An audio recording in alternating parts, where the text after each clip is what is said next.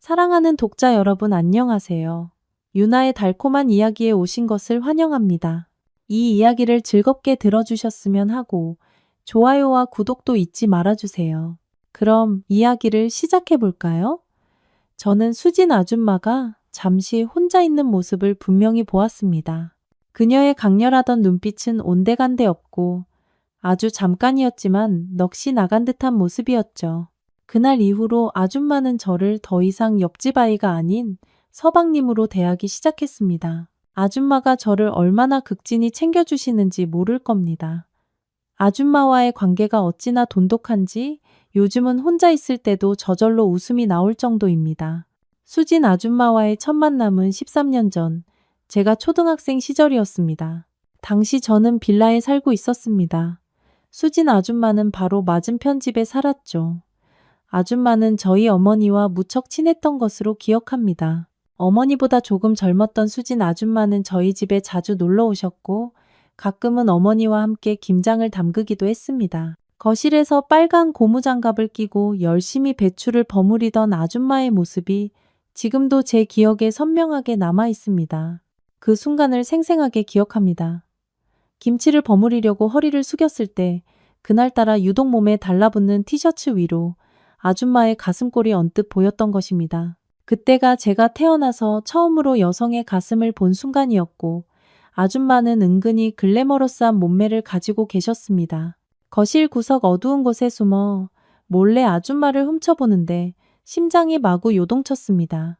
과자를 먹는 척하며 저는 넋을 잃고 한참 동안 아줌마의 그 모습에서 눈을 뗄 수가 없었습니다. 수진 아줌마에게는 아들이 둘 있었는데 모두 저보다 어렸습니다. 나이 차이가 나서 그 아이들과 어울려 놀지는 않았습니다. 아줌마의 남편을 마주친 것은 손에 꼽을 정도였습니다. 그는 어딘가 불편한 분위기를 풍기는 사람이었고 집에서는 그 모습을 거의 볼 수 없었습니다. 가끔씩 아줌마네 집에서 부부싸움하는 소리가 들려오곤 했습니다. 아저씨의 고함 소리에 등골이 오싹했던 기억이 아직도 생생합니다.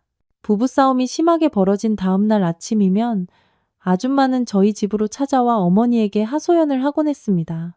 밤새 싸우고 울었는지 눈은 퉁퉁 붓고 얼굴은 헬쑥해져서 잠옷바람으로 허겁지겁 달려오곤 했는데 이상하게도 그 모습이 제 마음을 묘하게 흔들었습니다. 네. 수진 아줌마는 평소에 화장을 짙게 하고 옷차림도 약간은 야한 스타일을 즐겨 입었습니다. 솔직히 어린 제 눈에도 수진 아줌마는 결코 얌전하거나 단정해 보이는 분은 아니었습니다. 바로 그런 점 때문에 어린 시절 제 기억 속에 수진 아줌마가 유독 선명하게 남아있는 것입니다.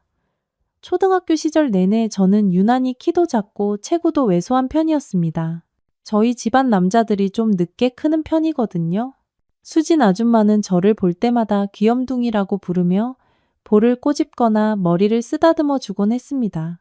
아줌마 곁으로 다가가면 훅 끼쳐오는 짙은 화장품 냄새가 저를 야릇하고 짜릿한 기분에 휩싸이게 했습니다. 그것은 저희 어머니에게서는 맡아본 적 없는 낯선, 강렬한 화장품 향기였습니다. 그렇게 그 빌라에서 몇 년간 이웃사촌으로 잘 지내다가 동네가 재개발되면서 저희 가족은 이사를 가게 되었습니다. 저희 가족은 그 동네에서 그리 멀지 않은 곳으로 이사를 갔지만 아줌마는 꽤 먼 곳으로 가신 모양이었습니다. 그래서인지 어머니와 수진 아줌마의 연락도 뜸해졌습니다. 제 기억 속에서도 수진 아줌마는 서서히 잊혀져 갔습니다. 저는 이사간 동네에서 고등학교 시절을 무사히 마쳤고 대학교에 진학하면서는 그 동네에 있는 아파트에 자리를 잡게 되었습니다. 평생을 빌라에서만 살다가 새로 이사 온 아파트는 제 마음에 쏙 들었습니다. 제게는 4살 터울의 누나가 한 명 있습니다. 이사 오기 전에는 늘 누나에게 큰 방을 양보하고 저는 작은 방을 써야 했는데 그게 늘 불만이었습니다. 아파트로 이사 오니 제 방도 누나 방 못지않게 넓고 쾌적해서 무척 마음에 들었습니다. 좋은 방을 차지하겠다고 누나와 티격태격 다투던 것도 이제는 다 지난 일이 되었죠. 몇 해 전 결혼한 누나는 이제 가끔씩 친정에 들를 뿐이라 누나 방은 창고나 옷방처럼 쓰이고 있습니다. 사실 이름만 여자일 뿐 저에게는 성별만 다른 형이나 다름없었습니다.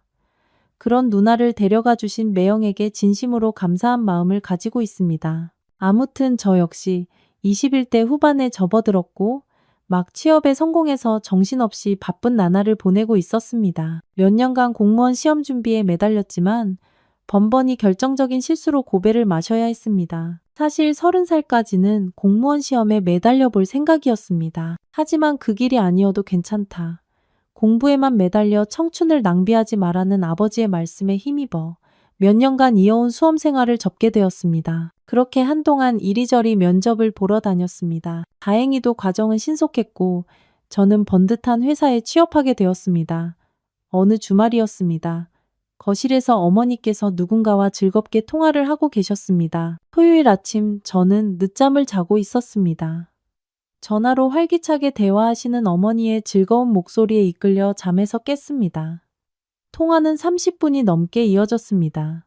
어머니는 좀처럼 길게 통화를 하시는 분이 아니었기에 전화 상대방이 누구인지 궁금해졌습니다. 어머니께서 전화를 끊으신 후 저는 거실로 나가 누구와 그렇게 즐겁게 통화하셨는지 여쭤보았습니다. 어머니는 제게 옛날 우리 맞은편 집에 살던 수진 아줌마를 기억하느냐고 물으셨습니다. 오랜만에 아줌마와 연락이 닿았는데 점심때쯤 우리 집에 놀러 오실 거라고 하셨습니다. 정말 오랜만에 듣는 수진 아줌마라는 이름이었습니다. 거의 잊고 지냈지만 결코 완전히 잊을 수는 없는 분이었습니다. 김장을 담그시던 아줌마의 가슴골이며 잠옷바람으로 우리 집에 찾아와 어머니와 이야기를 나누던 모습이 제 기억 속에 선명하게 남아 있었습니다. 그날 오후 친구들과 약속이 있어 나가려던 참이었는데 아줌마가 오시면 얼굴이라도 보고 나가야겠다는 생각이 들었습니다. 세월이 이렇게 흘렀는데도 아줌마가 어떤 모습일지 궁금했습니다. 정오가 가까워질 무렵 드디어 수진 아줌마가 저희 집에 오셨습니다. 짙은 화장을 한 아줌마는 제 기억 속 모습보다 체구가 작아 보여 조금 의아했습니다. 하지만 야릇한 기분을 들게 하던 짙은 화장품 냄새와 몸매가 드러나는 옷차림은 여전했습니다. 얼굴에는 세월의 흔적이 엿보였지만 나이 든 아줌마에게서는 거부할 수 없는 매력이 풍겨나왔습니다. 훌쩍 커버린 제 키 덕분에 이제는 선체로도 아줌마의 가슴골이 보였습니다.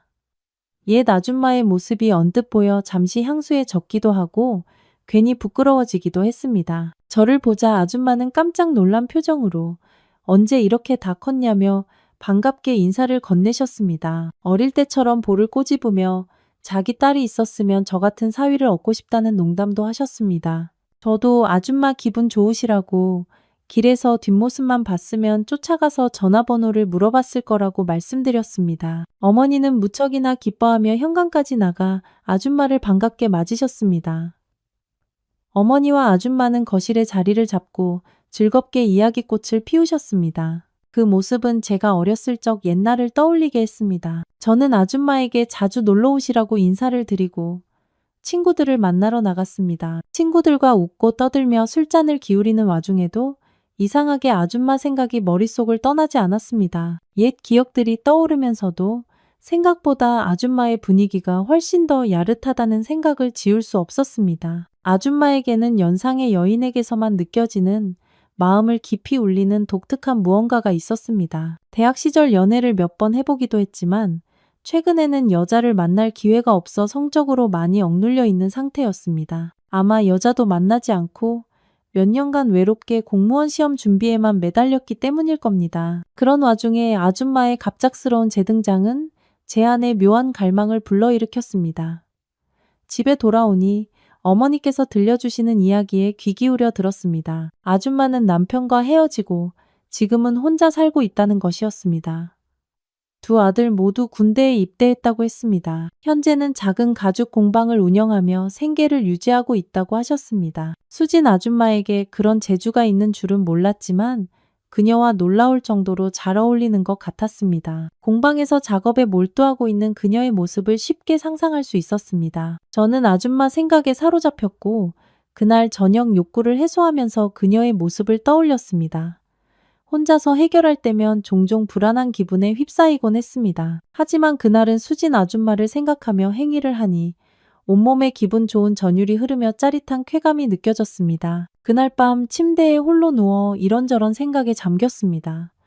수진 아줌마와 연애를 하고 싶다는 생각이 들었습니다. 그 후 며칠 동안 저는 수진 아줌마가 언제 다시 우리 집에 오실지 간절히 기다리며 기대감에 부풀어 있었습니다. 하지만 꽤 오랜 시간 동안 아줌마는 저희 집에 오시지 않았습니다. 밤하늘 아래 홀로 아줌마를 상상하며 지새우는 시간은 끝없이 길게만 느껴졌고 시간이 흐를수록 제 애타는 마음은 절망 속으로 깊이 가라앉았습니다. 약 한 달 후 아줌마가 다시 저희 집에 오셨고 저는 기회를 놓치지 않고 아무렇지 않은 척 아줌마의 공방 위치를 물어보았습니다.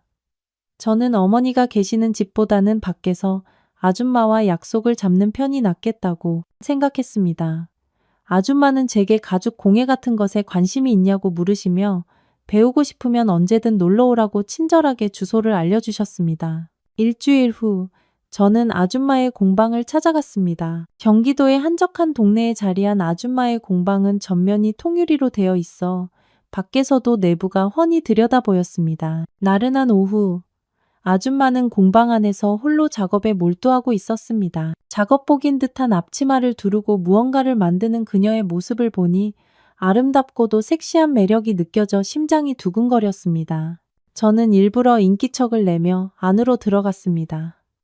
아줌마는 공방에 찾아온 저를 보며 얼굴이 환해지더니 깜짝 놀랐다며 반갑게 맞아주었습니다. 저는 그냥 이 근처를 지나가다 공방이 가깝길래 저녁이나 같이 먹을까 해서 들렀다고 말했습니다. 그러고는 일하는 모습이 너무 멋있어서 이러다 반하겠다며 가벼운 농담을 던졌습니다. 아줌마는 제 농담에 볼을 꼬집으며 연하남이랑 데이트하는 것도 좋지만 어릴 적 내 모습이 아른거려서 너랑 연애하기는 힘들겠다며 장난스럽게 받아쳤습니다. 아줌마는 오늘 끝내야 할 작업이 있다며 1시간 정도만 기다려달라고 했습니다. 아줌마의 공방에서 커피를 마시며 저는 그녀의 능숙한 손놀림을 넋을 잃고 바라보았습니다. 예전에는 아줌마를 어딘가 해프고야한 사람이라고만 생각했는데 자신의 일에 몰두하는 모습을 보니 아름답기도 하고 꽤 멋있다는 생각이 들었습니다. 당장이라도 아줌마에게 달려들고 싶은 충동이 일었지만 꾹 참고 얌전히 그녀를 기다렸습니다. 그렇게 시간이 좀 지나자 아줌마는 일이 다 끝났다며 저녁을 먹으러 나가자고 했습니다. 공방의 어두운 구석에서 옷을 갈아입는 그녀의 모습을 엿보았는데 좁은 문틈으로 살짝 드러난 아줌마의 실루엣은 거부할 수 없는 매력을 풍겼습니다. 공방을 나선 후 저희는 한동안 거리를 걸었습니다. 길을 걷는 동안 거부할 수 없는 매력을 풍기던 아줌마는 제 팔에 팔짱을 끼며 다정한 모습을 보였습니다. 아줌마의 손이 팔꿈치에 닿는 순간 심장이 주체할 수 없이 마구 뛰었습니다. 정신이 아찔할 정도였죠. 하지만 묘하게 기분 좋은 느낌이었습니다. 저희는 근처에 있는 이자카야 같은 술집으로 향했습니다. 저는 저녁 겸 한잔하고 싶다고 말했습니다. 아줌마는 젊은 남자와 술을 마시니 참 좋겠다며 오늘 제게 술 시중을 단단히 받아야겠다고 장난스럽게 말했습니다. 아줌마와 마주 앉아 맛있는 안주를 먹으니 술이 달게 느껴지며 분위기를 한층 돋우었습니다. 술을 몇 잔 마신 아줌마는 제게 공방에는 어쩐 일로 왔냐고 물었습니다. 저는 장난 반 진담 반으로 어릴 적 헤어진 후로 아줌마 생각이 자주 났는데 다시 만나니 그 생각이 다시 떠올랐다고 털어놓았습니다. 아줌마와 단둘이 조용히 이야기하며 술 한잔하고 싶었다고 말했습니다. 수진 아줌마는 제 솔직한 대답에 조금 놀란 듯 했지만 이내 자기가 그렇게 매력적이냐며 짓궂게 물었습니다. 저는 전과 똑같이 길에서 봤으면 쫓아가서 전화번호를 물어봤을 거라고 말했고 아줌마는 제 대답이 마음에 드는 듯 미소를 지었습니다.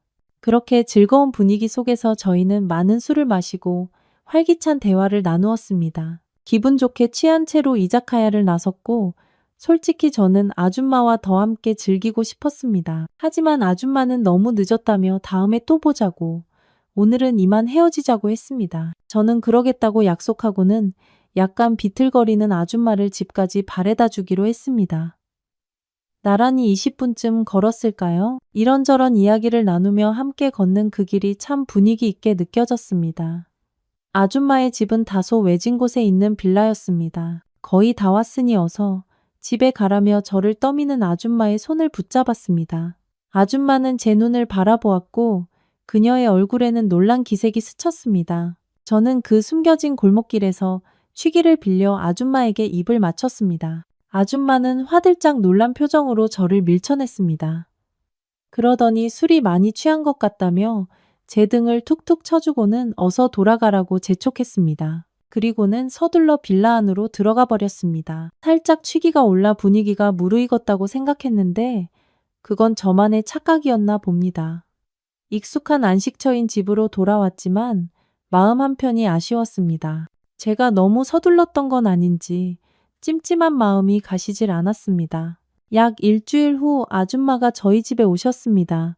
제 걱정과는 달리 아줌마는 그날의 일을 그저 해프닝 정도로 여기는 듯 했습니다. 아줌마는 여느 때처럼 저를 보며 잘 지냈냐고 물으며 볼을 꼬집어 주셨습니다. 아줌마는 어머니와 한참 동안 이야기를 나누셨습니다. 혹시 그날의 일을 어머니께 말씀드릴까봐 걱정했는데 모든 게 괜찮다는 듯한 아줌마의 태도에 안도의 한숨이 나왔습니다. 얼마나 시간이 흘렀을까요? 아줌마는 제 방이 궁금하다며 아무렇지 않게 제 방으로 들어오셨습니다. 그녀는 제게 휴대폰을 내밀며 번호를 찍어달라고 했습니다. 그날 일은 우리끼리 따로 만나서 이야기하는 게 좋겠다고 말했습니다. 저를 나무라려는 것인지 아니면 그날 이후로 아줌마의 마음이 바뀐 것인지 머릿속이 복잡해졌습니다. 일단은 아줌마의 휴대폰에 제 번호를 저장해 드렸습니다. 그 후로 아줌마와 저는 개인적으로 연락을 주고받기 시작했습니다. 며칠 뒤 아줌마에게서 공방으로 오라는 연락을 받고 그곳으로 향했습니다. 아줌마는 그날 있었던 일에 대해 좀 더 자세히 이야기해달라고 했습니다. 어릴 때부터 봐왔던 저에게 갑자기 키스를 당하니 좀 당황스럽다고 말했습니다. 저는 변명을 늘어놓기보다는 솔직하게 말하는 것이 낫다고 생각해서 아줌마를 좋아한다고 고백했습니다. 아줌마가 아름답고 섹시해 보였고 공방에 있는 모습이 정말 멋있었다고 말했습니다.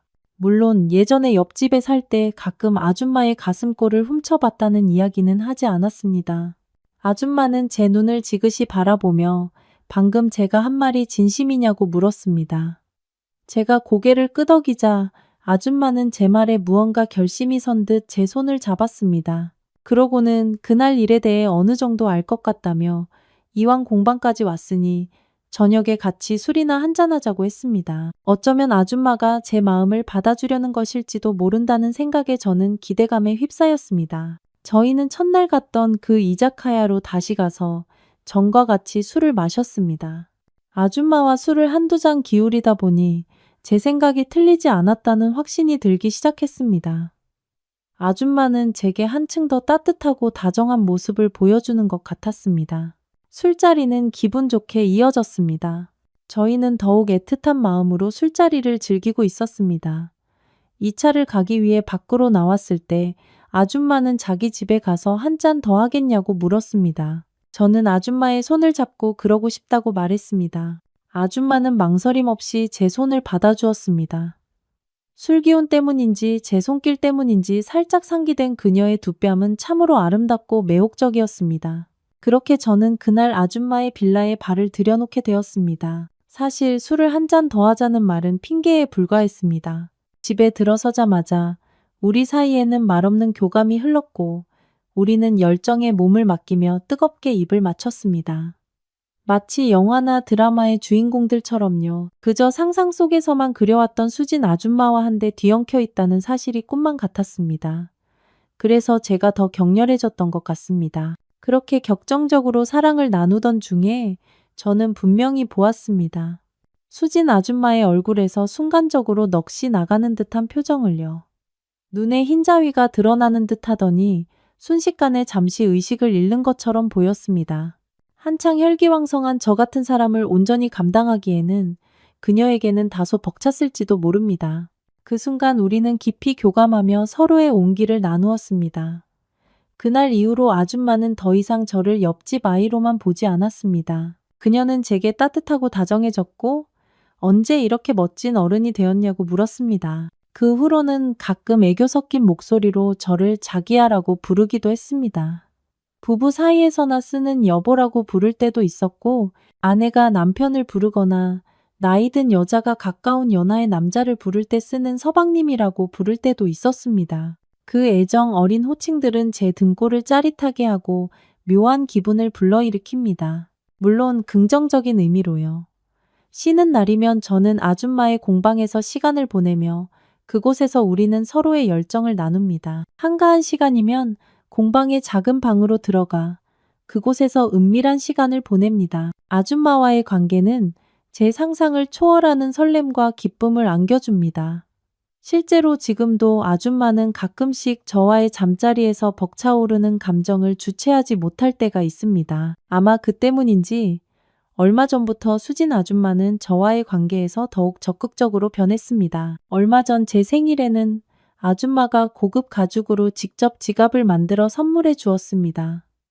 정말 근사한 경험이었고 저는 그 지갑이 무척 마음에 들었습니다. 그날 저는 벅차오르는 고마움을 느꼈고 아줌마의 매력에 사로잡혀 그녀를 더욱 깊이 사랑하게 되었습니다. 이 관계가 얼마나 오래 갈지는 아무도 예측할 수 없지만 시간이 허락하는 한 아줌마를 깊이 아껴줄 생각입니다.